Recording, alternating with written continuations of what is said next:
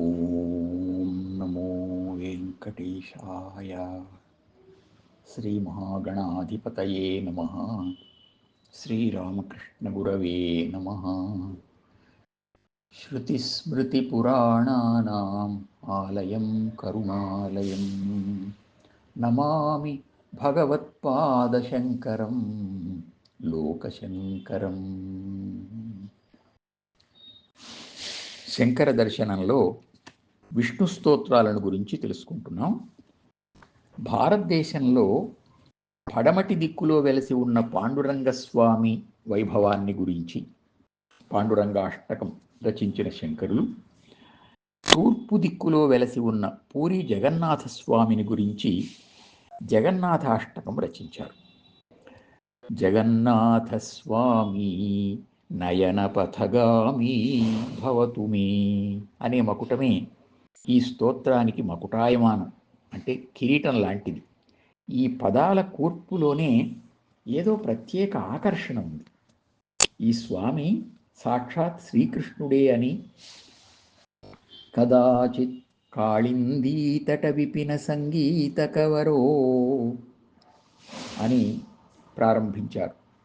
యమునా తీరంలో మురళీనాదంతో గోపికలను పరవశింపజేసిన సంగీత విద్వాంసుడే, ఆ సంగీత విద్వాంసులలో అగ్రేసరుడే ఈ స్వామి. లక్ష్మీదేవి, బ్రహ్మ, శివుడు, గణపతి, దేవేంద్రుడు ఈయన పాదాలను పూజిస్తున్నారు. అంతటి ప్రపంచాధిపతి అయిన జగన్నాథ పరబ్రహ్మం నా కనుచూపు మార్గంలో కనబడుగాక అని ప్రార్థిస్తున్నాం.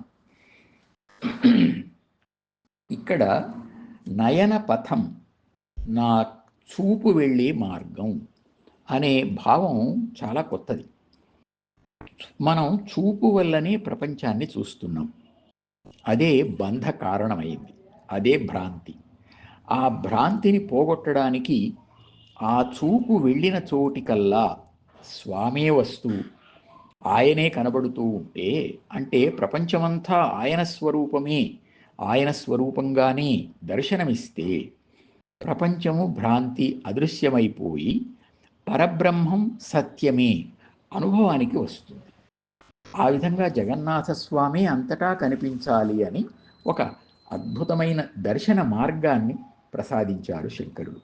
జగన్నాథస్వామి నయన పథగామి భవతు మే అని.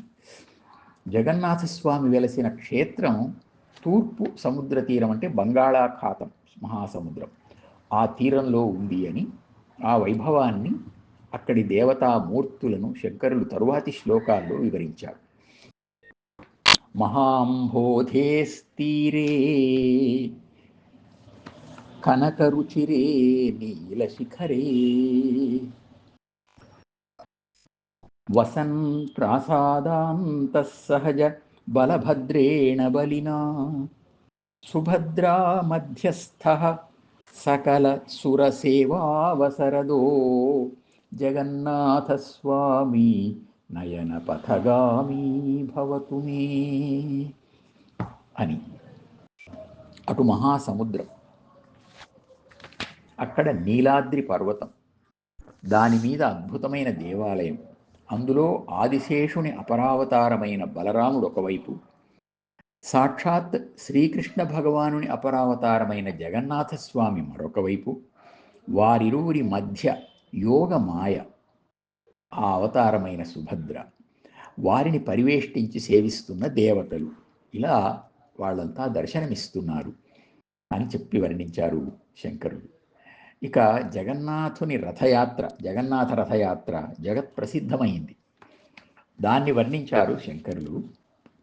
రథారూఢో గచ్చన్ పథమిళిత భూదేవ పటలైః స్తుతి ప్రాదుర్భావం ప్రతిపదముపాకర్ణ్య సదయః దయా సింధుర్బంధుః సకల జగతాం సింధుతనయా జగన్నాథస్వామి నయన పథగామి భవతు మే.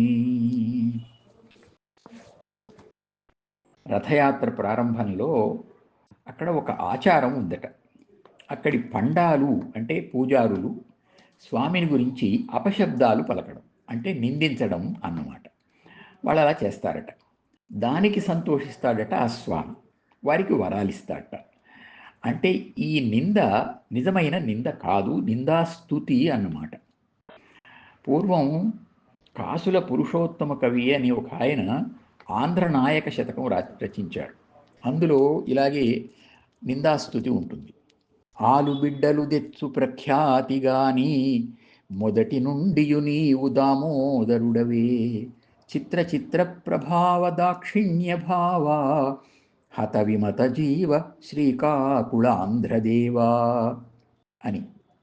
అంటే భూదేవి భార్య అయి సర్వభారకుడు అంటే అన్ని భారాలను మోసేవాడు అనే పేరు తెచ్చిపెట్టిందట ఆమెకి. లక్ష్మీదేవి భార్య అయి కోరిన కోరికలన్నింటినీ ఇచ్చేవాడు అని పేరు తెచ్చిపెట్టిందట.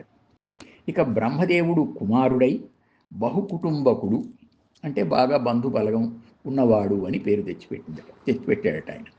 ఇక గంగాదేవి ఆమె కుమార్తె పతిత పావనుడు అనే కీర్తి తెచ్చిందట. నీదేమీ లేదు, నీవు దరిద్ర దామోదరుడవే అని అనడం నింద. నిజానికి ఈ అందరికీ ఆ శక్తులను అనుగ్రహించి ఆధారమైన వాడవు నీవే అని దీని వెనుక ఉన్న స్తుతి విశేషార్థం. ఇక్కడ జగన్నాథుడు కూడా ఆ నిందా వాక్యాలన్నీ శ్రద్ధగా విని తాను దయా సముద్రుడు గనుక దయతో లక్ష్మీ సహితుడై వచ్చి సమస్త జగత్తుకు బంధువై అందరినీ ఆదరిస్తాడట. ఇలా ప్రతి శ్లోకము ఒక రసగుళిక. ఈ మకుటాన్ని కొందరు భక్తులు పాటగా కూడా పాడుకుంటున్నారు. జగన్నాథ స్వామి నయన పథగామి నయన పథగామి భవతు మీ, జగన్నాథ స్వామి నయన పథగామి నయన పథగామి భవతు మీ అని. ఇంత అందమైన భక్తి ప్రపూర్ణమైన స్తోత్రాన్ని రచించిన శంకరులకు నమస్కరిద్దాం, ఆయన ఆశీస్సులను గ్రహిద్దాం. ఆ పాండురంగ స్వామిని, ఆ జగన్నాథ స్వామిని సేవిద్దాం. ఓం నమో వెంకటేశాయ.